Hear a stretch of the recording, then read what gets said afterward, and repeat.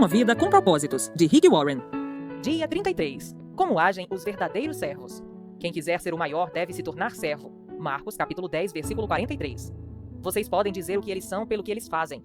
Mateus, capítulo 7, versículo 16. Servimos a Deus ao servir outros. O mundo define grandeza em termos de poder, posses, prestígio e posição. Se há muitas pessoas a servi-lo, então você conseguiu chegar lá. Em nossa cultura egoísta, com a mentalidade do eu primeiro, agir como servo não é uma noção apreciada. Jesus, entretanto, mediu a grandeza em termos de serviço, não de posição social. Deus determina nossa grandeza pela quantidade de pessoas que servimos, não pela quantidade de pessoas que nos servem. Isso é tão contrário à ideia de grandeza do mundo, que já é difícil compreender, quanto mais praticar. Os discípulos debateram sobre quem merecia a posição de maior destaque. E 2000 anos depois, muitos líderes cristãos ainda fazem manobras em busca de posição e proeminência nas igrejas, denominações e organizações para-eclesiásticas. Milhares de livros foram escritos sobre liderança, mas poucos sobre serviço. Todos querem liderar, mas ninguém quer servir. Preferimos ser generais a ser soldados rasos. Até mesmo os cristãos querem ser líderes servos, não apenas simples servos. Ser como Jesus é ser servo. Foi assim que ele chamou a si mesmo. Embora conhecer sua forma seja importante para servir a Deus, ter o coração de servo é ainda mais importante. Lembre-se, Deus o formou para servir, não para ser egoísta. Sem coração de servo, você será tentado a empregar mal sua forma, usando-a para vantagens pessoais.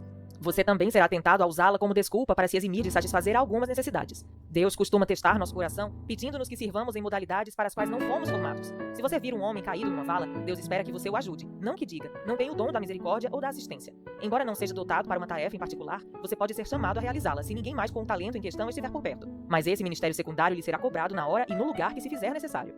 Sua forma revela seu ministério, mas seu coração de servo revelará sua maturidade. Não é necessário talento especial para, depois de uma reunião, coletar o lixo ou empilhar cadeiras. Qualquer um pode ser servo. Caráter é a única coisa necessária. É possível servir na igreja a vida inteira sem jamais ter sido servo. Você deve ter coração de servo. E como saber que temos coração de servo? Jesus disse: vocês podem dizer o que eles são pelo que eles fazem. Mateus, capítulo 7, versículo 16.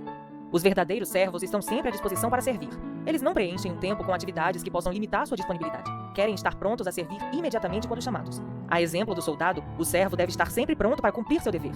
Nenhum soldado da ativa se envolve nos negócios da vida civil, já que deseja agradar aquele que o alistou. 2 Timóteo, capítulo 2, versículo 4. Se você serve apenas quando lhe é conveniente, então não é um servo de verdade. O verdadeiro servo faz o que é necessário, mesmo quando lhe é inconveniente. Você está disponível para Deus a qualquer momento?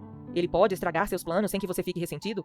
Na condição de servo, você não pode escolher lugar e momento para servir. Ser servo significa desistir do direito de controlar a própria agenda e permitir que Deus a interrompa sempre que precisar. Se ao iniciar cada dia você lembrar de que é servo de Deus, as interrupções não lhe irão causar frustração, pois sua agenda será organizada conforme o que Deus planejar para a sua vida. Os servos veem interrupções como compromissos divinos para o ministério e ficam felizes com a oportunidade de servir. Os verdadeiros servos estão atentos às necessidades.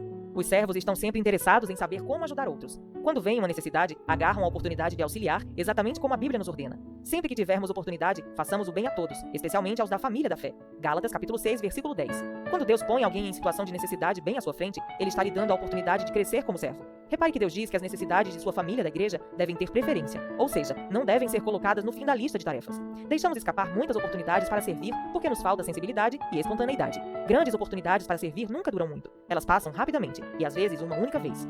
Você provavelmente terá apenas uma chance de auxiliar aquela pessoa, então aproveite a oportunidade.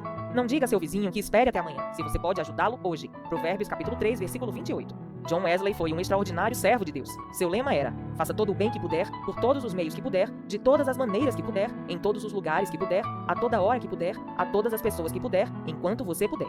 Isso é grandeza. Você pode começar procurando pequenas tarefas, que ninguém mais queira fazer. Faça-as como se fossem grandes trabalhos, pois Deus está observando. Os verdadeiros servos fazem o melhor que podem com o que têm à mão. O servo não dá desculpa, não deixa para a última hora nem espera circunstâncias melhores. Nunca diz, um dia desses, ou quando for a hora certa. Simplesmente faz o que precisa ser feito. A Bíblia diz, se você ficar esperando por condições perfeitas, nunca realizará nada. Eclesiastes capítulo 11, versículo 4. Deus espera que você faça o que puder com o que tem, onde quer que esteja. Um serviço imperfeito é sempre melhor que a melhor das intenções. Um dos motivos que impedem muitos cristãos de servir é que eles temem não ser bons o suficientes para servir. Acreditam na mentira de que servir a Deus é somente para celebridades. Algumas igrejas fomentaram esse mito ao tornar a excelência um ídolo, e isso afastou muita gente talentosa. Você já deve ter ouvido alguém dizer: se isso não pode ser feito com excelência, não o faça. Bem, Jesus nunca disse isso. A verdade é que quase tudo que fazemos é feito de modo deficiente no início. É assim que aprendemos. Na igreja Saddleback, praticamos o princípio do suficientemente bom. Para usar e abençoar, Deus não precisa de nada perfeito. Preferimos envolver milhares de pessoas normais no ministério a manter uma igreja perfeita dirigida por uma elite diminuta. Os verdadeiros servos fazem qualquer tarefa com igual dedicação. O que quer que façam, os servos devem fazê-lo de todo o coração. Colossenses capítulo 3, versículo 23. O tamanho da tarefa é irrelevante. A única questão é, ela precisa ser feita? Você jamais chegará a um estágio na vida em que será importante demais para ajudar nas tarefas simples e humildes. Deus jamais irá eximi-lo do trivial. É parte vital no currículo de seu caráter. A Bíblia diz, se você pensa ser muito importante para ajudar alguém necessitado, está na verdade enganando a você mesmo. Você é na verdade insignificante. Gálatas capítulo 6, versículo 3. É nesses pequenos serviços que crescemos à semelhança de Cristo. Jesus se especializou em tarefas simples e humildes, que todos queriam evitar. Lavar pés, ajudar crianças, preparar o café da manhã e servir os leprosos. Nada estava abaixo dele, pois ele veio para servir. Não foi apesar de sua grandeza que ele fez essas coisas, mas por causa dela. E ele espera que sigamos seu exemplo. João capítulo 13, versículo 15.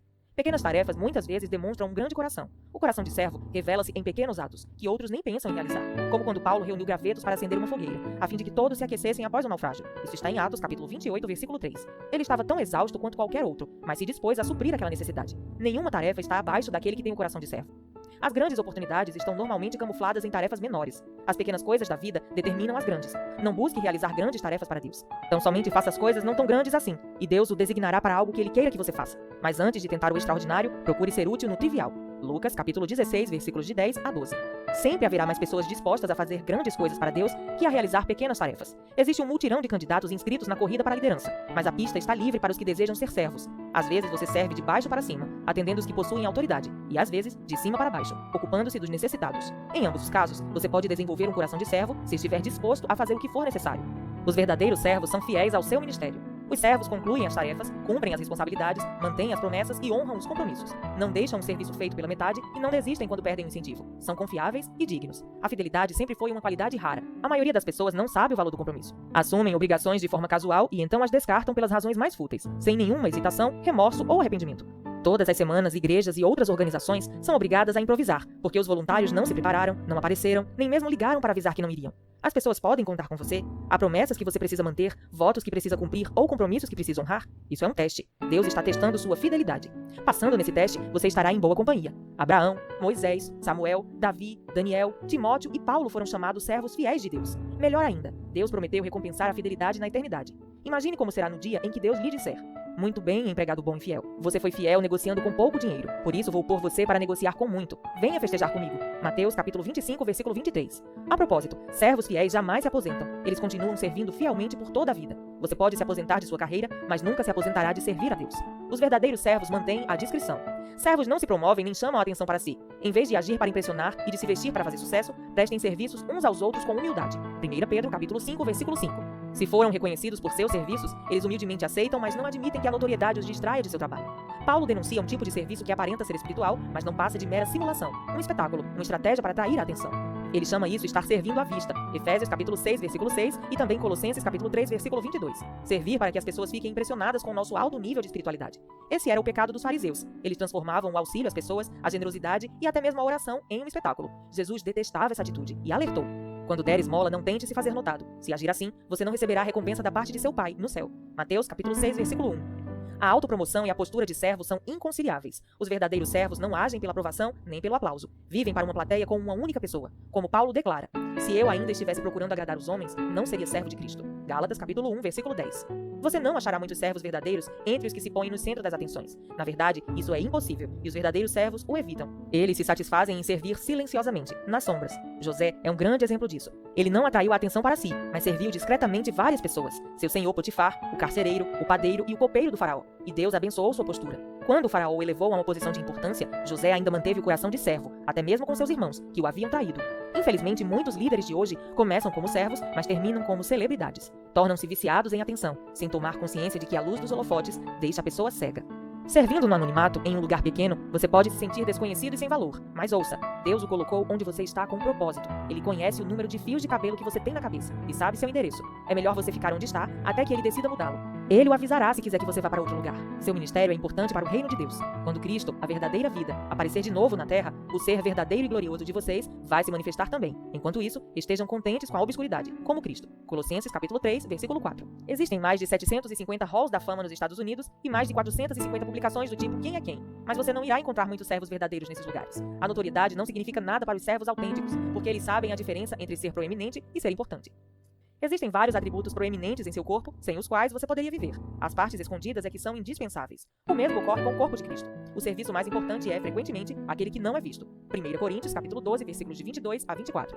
No céu, Deus irá recompensar abertamente alguns de seus servos desconhecidos, pessoas das quais nunca ouvimos falar, que orientaram crianças emocionalmente perturbadas, limparam idosos que sofriam de incontinência, cuidaram de pacientes com AIDS e serviram de milhares de maneiras que desconhecemos. Sabendo disso, não desanime quando seu serviço não for notado. Persista em servir a Deus. Diante de tudo isso, prezados amigos, permaneçam firmes, força, nada de desânimo. Dediquem-se inteiramente ao trabalho do Senhor, pois nada do que fazem para Ele jamais será perda de tempo. 1 Coríntios, capítulo 15, versículo 58. Até mesmo o menor serviço é reconhecido por Deus e recompensado. Lembre-se das palavras de Jesus. Se, como meus representantes, vocês derem até mesmo um copo d'água fria a uma criança, serão seguramente recompensados. Mateus, capítulo 10, versículo 42. Dia 33. Pensando sobre meu propósito de vida. Tema para reflexão. Sirvo a Deus quando sirvo os outros.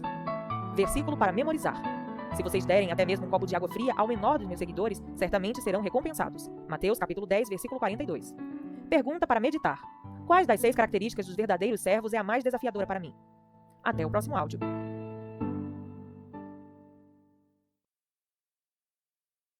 Uma vida com propósitos, de Rick Warren. Dia 34. Pensando como servo. Meu servo Caleb pensa diferente e me segue de maneira plena. Números, capítulo 14, versículo 24. Tentem pensar como Cristo Jesus pensava. Filipenses, capítulo 2, versículo 5. Servir começa na mente. Ser servo requer uma mudança na maneira de pensar, uma mudança de atitude. Deus está sempre mais interessado no porquê daquilo que você faz que naquilo que você faz. Atitudes contam mais que realizações. O rei Amazias perdeu o favor de Deus porque fez o que era justo aos olhos do Senhor, mas não de todo o coração. Segundo Crônicas, capítulo 25, versículo 2. O servo verdadeiro serve a Deus com uma mentalidade que consiste em 5 atitudes. Primeira, o servo pensa mais nos outros que em si mesmo. O servo concentra-se nas outras pessoas, não em si mesmo. Essa é a verdadeira humildade. Não pensar menos de si, mas pensar menos em si. O servo é abnegado. Paulo aconselha: esqueçam-se de vocês o suficiente para estender a mão e ajudar. Filipenses, capítulo 2, versículo 4. É isso que significa perder a vida. Esquecer de si mesmo para servir outros. Quando deixamos de nos concentrar em nossas necessidades, ficamos conscientes das necessidades ao nosso redor. Jesus esvaziou-se de si mesmo, tomando a forma de servo. Filipenses, capítulo 2, versículo 7. Quando foi a última vez que você se esvaziou de você mesmo em benefício de alguém? Você não pode ser servo se estiver cheio de você mesmo. Somente quando nos esquecemos de nós é que fazemos coisas que merecem ser lembradas. Infelizmente, grande parte do serviço que prestamos é em causa própria. Servimos para que os outros gostem de nós, para sermos admirados ou para alcançarmos nossos objetivos. Isso é manipulação, não ministério. Ficamos o tempo todo pensando, de fato, em nós mesmos e em como somos maravilhosos e nobres. Alguns cristãos tentam usar o serviço como instrumento de barganha com Deus. Vou fazer isso por você, Deus, se você fizer aquilo por mim. O verdadeiro servo não tenta usar Deus para realizar os seus propósitos, mas deixa que Deus o use para os propósitos dele. Ser abnegado, assim como ser fiel, é uma qualidade extremamente rara. Dentre todas as pessoas que Paulo conheceu, Timóteo foi o único exemplo que ele pôde apontar. Filipenses, capítulo 2, versículos 20 e 21. Pensar como servo é difícil, pois entra em choque com o principal problema de nossa vida. Somos egoístas por natureza. Pensamos demais em nós mesmos. Por esse motivo, a humildade é uma luta diária, uma lição que temos de reaprender repetidamente. As oportunidades para servir aparecem à nossa frente dezenas de vezes todos os dias, dando-nos a chance de decidir entre satisfazer nossas necessidades e atender às necessidades dos outros. A abnegação é a essência do serviço. Podemos avaliar nosso coração de servo pela maneira de reagirmos quando somos tratados como servos por outras pessoas. Como você reage quando alguém não leva em consideração, lhe dá ordens o tempo todo ou o trata de modo inferior? A Bíblia diz: se alguém se aproveitar de você para levar vantagem injustamente, aproveite a ocasião para praticar a vida de servo. Mateus, capítulo 5, versículo 41. Segunda atitude: o servo pensa como administrador, não como proprietário. O servo está consciente de que todas as coisas pertencem a Deus. Na Bíblia, o administrador era o servo encarregado de gerenciar uma propriedade. José foi esse tipo de servo quando prisioneiro no Egito. Potifar entregou-lhe a mordomia da casa, depois o carcereiro lhe confiou a prisão. Por fim, o faraó pôs aos seus cuidados toda a nação. O serviço e a administração caminham juntos. Veja em 1 Coríntios, capítulo 4, versículo 1. Pois Deus espera que sejamos dignos de confiança nas duas coisas. A Bíblia diz: o que se exige de quem tem essa responsabilidade é que seja fiel ao seu Senhor. 1 Coríntios, capítulo 4, versículo 2. Como você está lidando com os recursos que Deus lhe confiou? Para tornar-se um verdadeiro servo, você terá de resolver a questão do dinheiro em sua vida. Jesus disse: nenhum servo pode servir a 2 senhores. Vocês não podem servir a Deus e ao dinheiro. Lucas, capítulo 16, versículo 13. Ele não disse: vocês não devem, mas vocês não podem. É impossível. Viver para o ministério e viver para o dinheiro são objetivos que se excluem mutuamente. Qual deles você escolhe? Se você for servo de Deus, não poderá fazer nenhum trabalhinho por fora. Todo o seu tempo pertence a Deus. Ele exige lealdade exclusiva, não fidelidade de meio expediente. É o dinheiro que tem o maior potencial para substituir Deus em nossa vida. O materialismo é responsável por desviar as pessoas do serviço de Deus mais que qualquer outra coisa. Elas dizem: depois que atingir meus objetivos financeiros, vou servir a Deus. É uma decisão tola, pela qual se arrependerão por toda a eternidade. Quando Jesus é seu mestre, o dinheiro serve você. Mas se o dinheiro for seu mestre, você se tornará escravo dele. A riqueza não é absolutamente pecado, mas deixar de usá-la para a glória de Deus, sim. O servo de Deus sempre se preocupa mais com o ministério que com o dinheiro. A Bíblia é extremamente clara. Deus usa o dinheiro para saber se você é um servo fiel. Foi por isso que Jesus falou mais sobre o dinheiro que sobre céu e inferno. Ele disse: assim, se vocês não forem dignos de confiança em lidar com as riquezas deste mundo ímpio, quem confiará as verdadeiras riquezas a vocês? Lucas capítulo 16, versículo 11.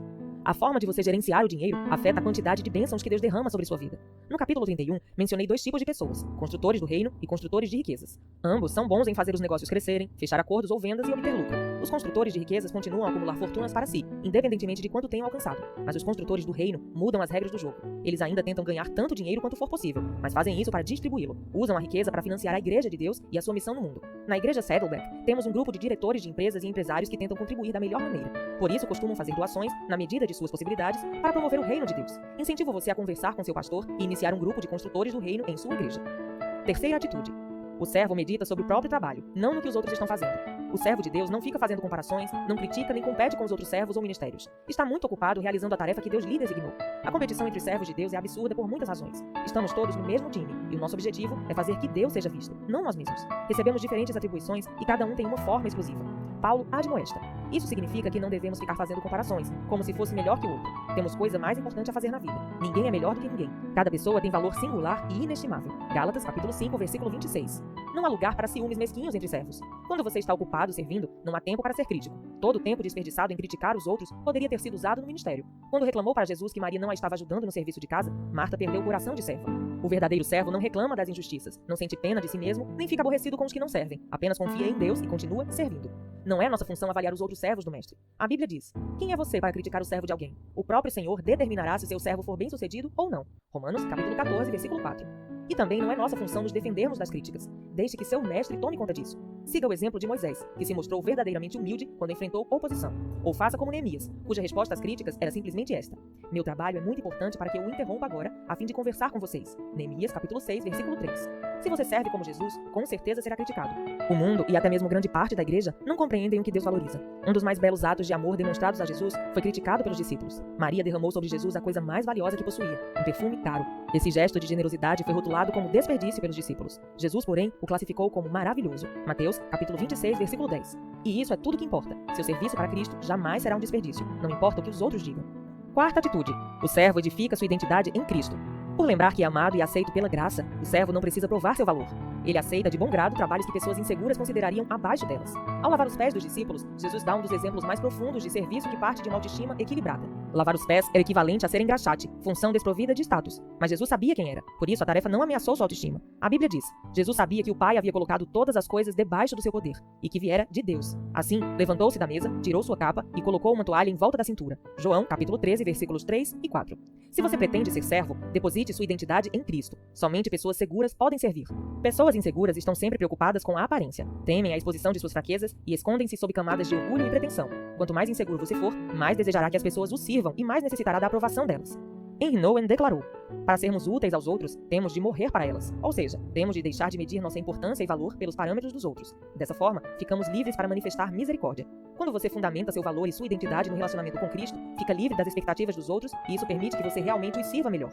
O servo não precisa cobrir a parede com placas e troféus para confirmar seu valor. Ele não insiste em ser tratado por títulos, nem se envolve em mantos de superioridade. O servo considera irrelevantes os símbolos de status e não mede o próprio valor pelo que realiza. Paulo lembra: você pode gloriar-se de você mesmo, mas a única aprovação que conta é a do Senhor. 2 Coríntios, capítulo 10, versículo 18. Se alguém teve grande chance na vida de se gabar de suas relações pessoais, esse alguém foi Tiago, meio-irmão de Jesus. Ele detinha as credenciais de quem convivera com Jesus na condição de irmão. Ainda assim, na introdução de sua carta, ele se refere a si mesmo como servo de Deus e do Senhor Jesus Cristo. Tiago, capítulo 1, versículo 1. Quanto mais próximo você estiver de Jesus, menos precisará se autopromover. Quinta e última atitude. O servo considera o ministério uma oportunidade, não uma obrigação. Ele gosta de ajudar pessoas, de suprir necessidades e de exercer o ministério. Ele serve ao Senhor com alegria. Salmos 100, versículo 2. E por quê? Porque ama ao Senhor, reconhece sua graça, sabe que servir é a mais alta função da vida e tem ciência de que receberá uma recompensa. O Pai honrará e recompensará quem lhe servir. João, capítulo 12, versículo 26. Paulo acrescenta: ele não se esquecerá do trabalho duro que vocês realizaram por ele, nem do amor que lhe demonstraram ao cooperar com os outros cristãos. Hebreus, capítulo 6, versículo 10. Imagine o que aconteceria se apenas 10% dos cristãos em todo o mundo levassem a sério o papel de servo. Imagine todo o bem que poderia ser feito. Você está disposto a ser uma dessas pessoas? Não importa a sua idade, Deus vai usá-lo logo que você começar a agir e pensar como servo. Albert Schweitzer declarou: entre todos vocês, as pessoas realmente felizes são aqueles que aprenderam como servir. Dia 34. Pensando sobre meu propósito de vida. Tema para reflexão. Para ser servo, devo pensar como servo. Versículo para memorizar. Seja a atitude de vocês a mesma de Cristo Jesus. Filipenses capítulo 2, versículo 5. Pergunta para meditar. Normalmente preocupo-me mais em ser servido ou em achar maneiras de servir outros. Até o próximo áudio.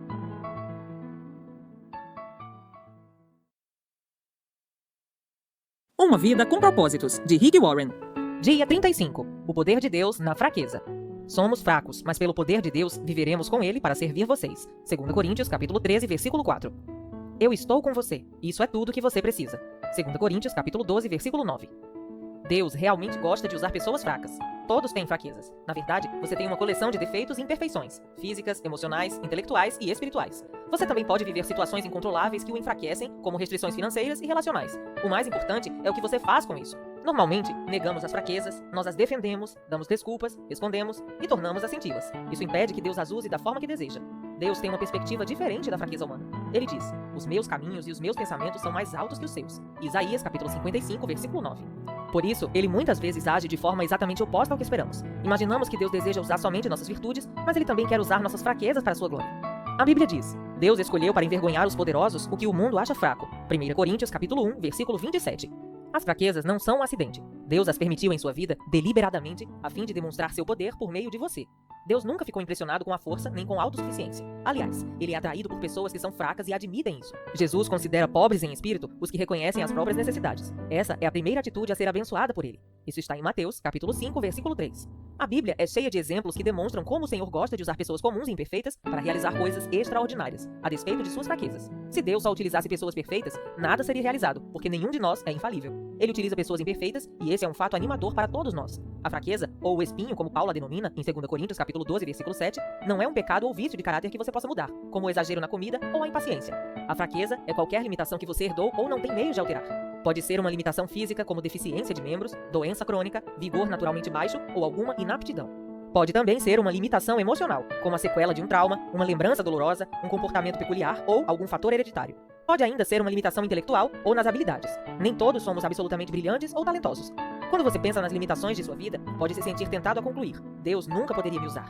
Mas o Senhor jamais será limitado por nossas limitações. Aliás, Ele gosta de encher recipientes comuns com seu grande poder. A Bíblia diz: somos como vasos de barro em que esse tesouro é armazenado. O poder real vem de Deus, mas não de nós. 2 Coríntios capítulo 4, versículo 7. A exemplo da cerâmica comum, apresentamos falhas e quebramos com facilidade. Mas Deus irá nos usar se permitirmos que Ele trabalhe por meio de nossas fraquezas. Para que isso aconteça, devemos seguir o exemplo de Paulo. Admita suas fraquezas, confesse suas imperfeições, pare de fingir que é perfeito e seja honesto a respeito de você mesmo. Em vez de viver apresentando desculpas e recusas, identifique sem pressa suas fraquezas pessoais. Você pode até fazer uma lista delas. Duas grandes confissões do Novo Testamento ilustram o que é necessário para uma vida saudável. A primeira foi feita por Pedro, que disse a Jesus: Tu és o Cristo, o Filho do Deus vivo. Mateus capítulo 16, versículo 16. A segunda foi feita por Paulo, que disse a uma multidão que o idolatrava: Nós somos simples seres humanos como vocês. Atos capítulo 14, versículo 15. Se você quer que Deus o use, deve saber quem é Ele e quem é você. Muitos cristãos, principalmente líderes, esquecem-se da segunda verdade. Somos apenas humanos. Se uma crise for necessária para que você admita isso, Deus não irá hesitar em permiti-la, pois Ele o ama. Regozije-se na sua fraqueza. Paulo disse: Sinto-me muito feliz em me gloriar nas minhas fraquezas, pois assim o poder de Cristo poderá agir por meu intermédio. E como sei que tudo é para Cristo, estou muito contente com a minha fraqueza. 2 Coríntios capítulo 12, versículos 9 e 10. Em princípio, isso não faz o menor sentido. Queremos ser libertos de nossas fraquezas, mas não nos regozijarmos nela. O regozijo, no entanto, é uma expressão de fé na bondade de Deus. É como dizer: Deus, creio que tu me amas e sabes o que é melhor para mim. Paulo apresenta várias razões para ficarmos contentes com as fraquezas. Para começar, elas nos fazem depender de Deus. Falando a respeito da própria fraqueza, que o Senhor recusara eliminar, o apóstolo declarou: Sinto-me bem feliz com o espinho, e quando estou fraco, então sou forte. Quanto menos tenho, mais dependo dele. 2 Coríntios capítulo 12, versículo 10. Sempre que se sentir fraco, Deus irá lembrá-lo de que você depende dele. As fraquezas também previnem a arrogância. Elas nos mantêm humildes, como diz Paulo. Por causa da grandiosidade daquelas revelações, para que eu não ficasse orgulhoso, recebi o dom de um obstáculo, que me mantém em contato permanente com minhas limitações. 2 Coríntios capítulo 12, versículo 7. Deus, em muitos casos, reúne uma grande fraqueza com uma grande força, a fim de manter nosso ego sob controle. A limitação pode agir como um instrumento controlador, que nos impede de nos apressar e passar à frente de Deus. Quando Gideão recrutou um exército de 32.000 homens para combater os midianitas, Deus os reduziu a apenas 300 homens. Isso fez com que as chances no combate contra as tropas inimigas, cujo efetivo era de 135.000 homens, ficassem reduzidas à proporção de 1 para 450. Isso, aparentemente, era receita para a ruína, mas Deus agiu assim para que Israel soubesse que fora o poder de Deus, não a força deles, que os havia livrado. Nossas fraquezas também incentivam a comunhão entre os fiéis. Enquanto a força gera um espírito independente, ou seja, não preciso de mais ninguém, as limitações demonstram quanto precisamos uns dos outros. Quando tecemos as frágeis fibras de nossa vida uns com os outros, surge uma corda de grande força. Vance Havner brincava: os cristãos são como flocos de neve, são frágeis, mas juntos param o trânsito. Acima de tudo, nossas fraquezas aumentam nossa capacidade para o exercício do ministério e da solidariedade. Elas nos tornam mais atenciosos e nos fazem sentir compaixão pelas fraquezas dos outros. Deus quer que você tenha um ministério semelhante ao de Cristo. Isso significa que as outras pessoas deverão achar cura nas feridas. As mais profundas mensagens de vida e o ministério mais eficiente surgirão das dores mais profundas. As coisas que o deixam mais constrangido e envergonhado, as quais você reluta em compartilhar, são justamente os instrumentos que Deus usará com mais poder para curar outros. O grande missionário Hudson Taylor disse: todos os gigantes de Deus são pessoas fracas. A fraqueza de Moisés era seu temperamento. Por causa disso, ele assassinou um egípcio, feriu a rocha a qual deveria falar e quebrou as tábuas dos 10 mandamentos. Ainda assim, Deus transformou no homem mais paciente da terra. Números, capítulo 12, versículo 3. As fraquezas de Gideão eram baixa autoestima e profunda insegurança, mas Deus transformou num poderoso guerreiro. Juízes, capítulo 6, versículo 12. A fraqueza de Abraão era o medo. Não uma, mas 2 vezes, ele afirmou que Sara, sua mulher, era sua irmã, apenas para se proteger. Mas Deus transformou Abraão no pai de todos os que têm fé. Romanos, capítulo 4, versículo 11. Impulsivo e sem força de vontade, Pedro tornou-se uma pedra. Mateus, capítulo 16, versículo 18. O adúltero Davi tornou-se o homem segundo o meu coração. Atos, capítulo 13, versículo 22. João, um dos impulsivos filhos do trovão, tornou-se o apóstolo do amor. A lista poderia seguir interminavelmente. Não tomarei muito tempo para relatar as histórias de fé de Gideão, Baraque, Sansão, Jefté, Davi, Samuel e de todos os profetas. Suas fraquezas se transformaram em força. Hebreus, capítulo 11, versículos de 32 a 34. Deus é especialista em transformar fraqueza em força. Ele quer pegar sua maior fraqueza e transformá-la. Compartilhe suas fraquezas de forma sincera. O ministério começa com a vulnerabilidade. Quanto mais você baixa a guarda, tira a máscara e fala sobre suas lutas, mais Deus poderá usá-lo para servir outras pessoas. Paulo deixava transparecer sua vulnerabilidade em todas as suas cartas. Ele abertamente compartilhava suas falhas. Quando quero fazer o bem, não faço. E quando tento não cometer erros, acabo errando do mesmo jeito. Romanos, capítulo 7, versículo 19. Seus sentimentos. Eu contei-lhes tudo quanto sentia. 2 Coríntios, capítulo 6, versículo 11. Suas frustrações. Fomos pisoteados e totalmente subjugados. Pensamos que jamais iríamos sobreviver àquela situação. 2 Coríntios, capítulo 1, versículo 8. E seus medos. Quando fui até vocês, estava fraco, amedrontado e trêmulo. 1 Coríntios, capítulo 2, versículo 3. É claro que a vulnerabilidade é arriscada. Pode ser assustador baixar a guarda e abrir a vida aos outros. Quando expõe seus fracassos, sentimentos, frustrações e temores, você se arrisca a ser rejeitado, mas os benefícios valem o risco. A vulnerabilidade liberta emocionalmente. Quando nos abrimos, aliviamos a tensão e dissipamos os medos, o que é o primeiro passo rumo à libertação. Nós já vimos que Deus concede graça aos humildes, mas muitos não compreendem a humildade. Ter humildade não é se sujeitar ou negar a própria força, mas ser sincero a respeito das próprias fraquezas. Quanto mais franco você for, mais obterá da graça de Deus, e também receberá a graça dos outros. A vulnerabilidade é uma qualidade cativante. Somos naturalmente atraídos por pessoas humildes. A pretensão causa antipatia, mas a sinceridade atrai. E a vulnerabilidade é o caminho para a intimidade. É por isso que Deus quer usar suas fraquezas, não apenas suas boas qualidades ou virtudes. Se as pessoas virem apenas suas qualidades, irão desanimar e pensar: bem, melhor para ele, mas nunca poderei fazer isso. Entretanto, quando veem Deus usá-lo apesar de suas fraquezas, animam-se e pensam: talvez Deus possa me usar também. Nossas qualidades podem resultar em competição, mas nossas fraquezas propiciam a vida em comunidade.